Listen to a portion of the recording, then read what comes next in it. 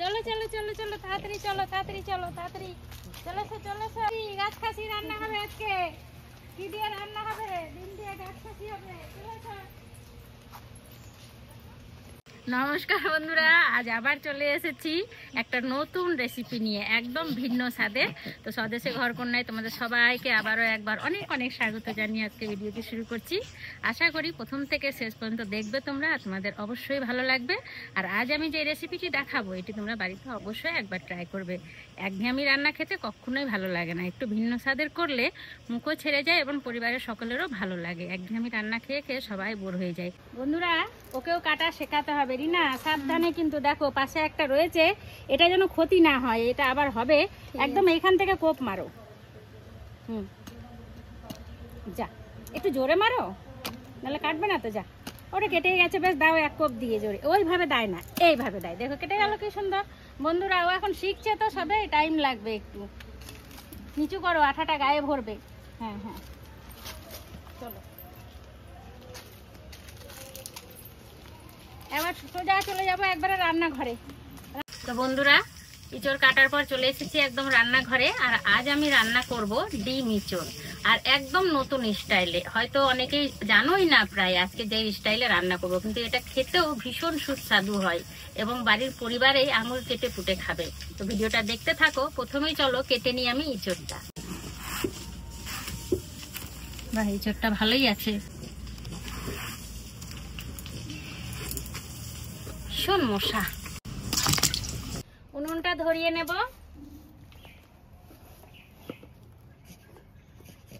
উনুন ধরে গেছে, কড়াই বসিয়ে দেব। কড়াইয়ে দিয়ে দেব জল। জল দিয়ে দিয়েছি।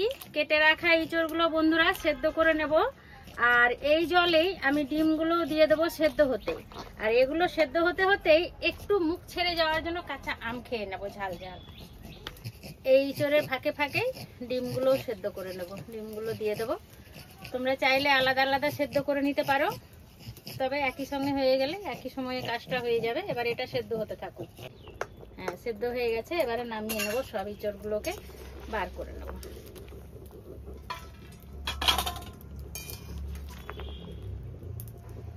গ্লাস দিয়ে ইঁচড়টাকে চটকে নেব।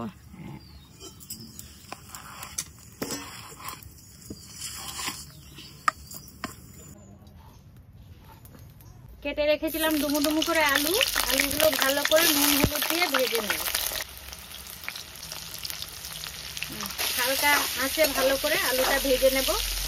দেব পেঁয়াজ কুচি, এখানে রয়েছে আদা রসুন কুচি। প্রয়োজন অনুযায়ী লবণ দিয়ে দেব, হলুদ দেব, লঙ্কা গুঁড়ো, ধনে পাতা কুচনো, ফ্লাওয়ার দেব। হাতের সাহায্যে এগুলো সবগুলোকে একসঙ্গে মিশিয়ে নেব। চটকাও ভালো করে।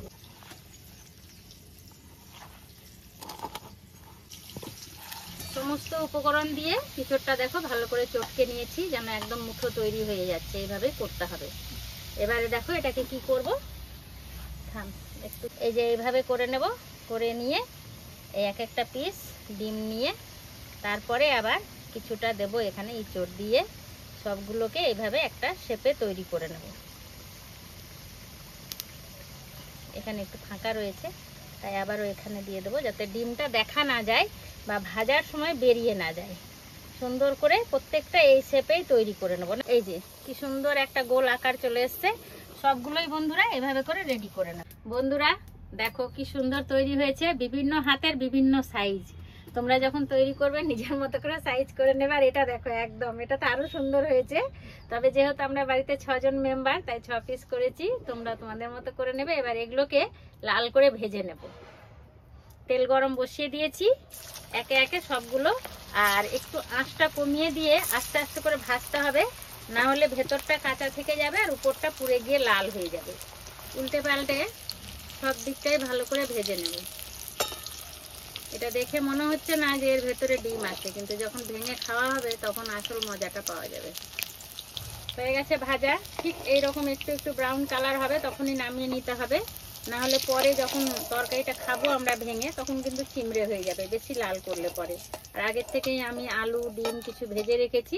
যারা এই বড়া খাবে না তারা ডিম দিয়ে খাবে। আর সবগুলোই ভেজে নেবে। তেলে দিয়ে দেবো তেজপাতা, দেব শুকনো লঙ্কা, গোটা গরম মশলা, কুচিয়ে রাখা পেঁয়াজ,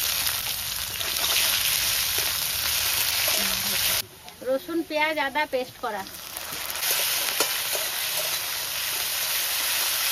দিয়ে দেবো টমেটো কুচি, দিয়ে দেবো জিরে গুঁড়ো, ধনে গুঁড়ো, হলুদ, লঙ্কা গুঁড়ো, লবণ। মশলাগুলোকে খুব ভালো করে কষাতে থাকবো যতক্ষণ না তার কাঁচা গন্ধ যাচ্ছে। প্রত্যেকটা তরকারিরই বন্ধুরা মশলা কষানোটাই হলো মেন। খুব সুন্দর একটা তেল ছেড়েছে। এবারে দিয়ে দেবো জল,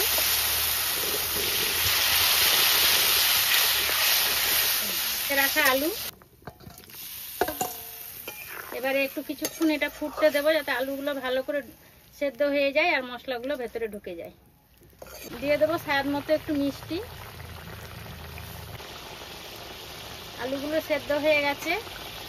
এবারে দিয়ে দেব ডিম ভেতরে ভরে রাখা। ভিতরের এটা কি বলবো আর কি, ডিমেচড়ি রান্না হয়। আর এখানে ডিমগুলো দিয়ে দেবো ভালো করে, দিয়ে আবারও একটু ফুটিয়ে নেবো, দিয়ে নামিয়ে নেবো যাতে রসগুলো ঢুকে যায়। এটা খেতে কিন্তু খুবই সুস্বাদু হয় বন্ধুরা, অবশ্যই একবার বাড়িতে ট্রাই করে দেখো।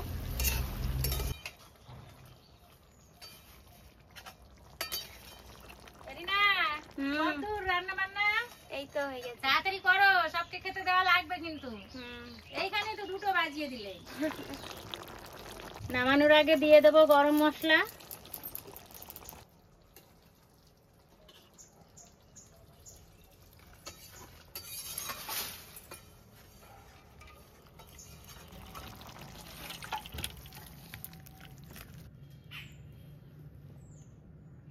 তো বন্ধুরা অনেক বেলা হয়ে গেছে রেসিপিটি তৈরি করতে, আর খিদেও পেয়ে গেছে। তো সোজা চলে যাব একদম খাওয়া দাওয়া করতে। আর আজকের রেসিপিটি এই পর্যন্তই ছিল। কেমন লাগলো কমেন্ট করে জানিও, আর ভালো লাগলে লাইক কমেন্ট, চ্যানেলটিকে সাবস্ক্রাইব করো, আর বন্ধু হয়ে থেকো আমার পাশে। আর যদি এই ধরনের আরও সুন্দর সুন্দর ভিডিও দেখতে চাও তাহলে একটু কমেন্ট করে জানিও যে কী ধরনের ভিডিও করব। আজ এখানেই শেষ করছি, আবার দেখা হবে পরের দিনে।